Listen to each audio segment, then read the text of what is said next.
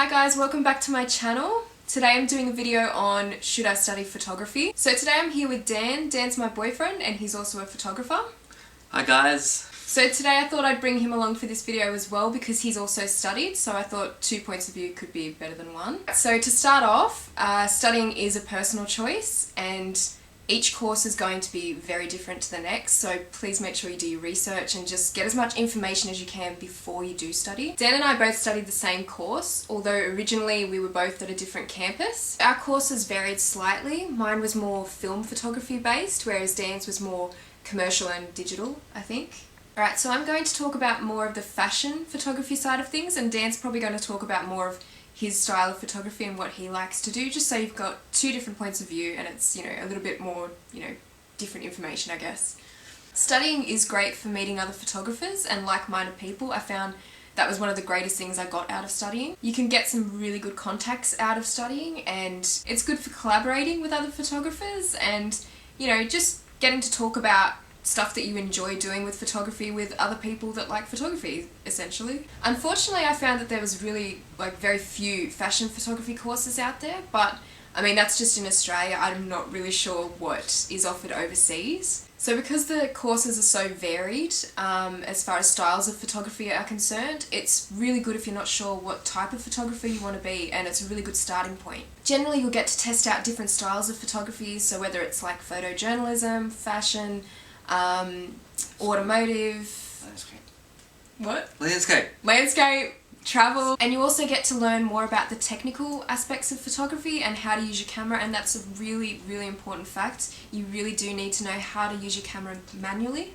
So originally I wasn't actually going to study at all in photography. I was happy to just kind of do my own thing and not have any qualification, but I guess kind of eventually I decided that I did want the qualification, and I did want to refine my technical skills as well with using my camera, and probably even with Photoshop too. My point of view overall on studying with photography is that it's all about experimentation, and there's only so much that you can be taught, so you really need to go out there and do things yourself as well. And most of my portfolio actually came from what I was doing away from studying, not so much what I was doing in the course. So yes, I had a portfolio at the end of my course, but it was mainly from what I'd done away from the course, not what I'd been taught. In the course that I didn't really learn about fashion photography at all.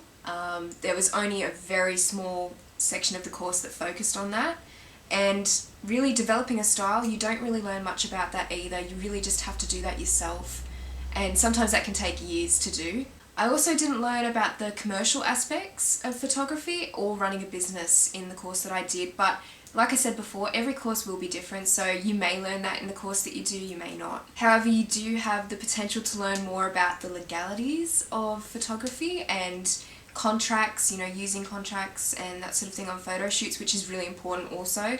So that's a really good thing that you do tend to take away from photography courses. I think most of them do focus on that side of things. I'm going to throw it over to Dan now, and he's going to tell you a little bit about his experience with studying in photography. So I started film photography, doing black and white film photography at school in year 11 and 12, and then when I finished school I wasn't exactly sure what I wanted to do for a career yet, so I decided to start photography at TAFE. So I chose to do the certificate 4 first because it was only 1 year, and because I didn't know what I wanted to do, I figured if I could do it for 1 year, and if I didn't like it, then I still had plenty of time to choose something else. Yeah, that was one variation between our courses, is that I actually studied the certificate 4 over 2 years and Dan did his over 1 year, and then we both did the diploma year together. Okay, so because I did film photography at school, I already knew all the basics, exposure, aperture, ISO, or as it was known to me, ASA. Because I knew them, I just wanted to improve them, and that's what the course did. So I already knew them, but the course helped me improve my skills in all those areas. Unlike Kaylee, who's a fashion photographer, that's not me at all.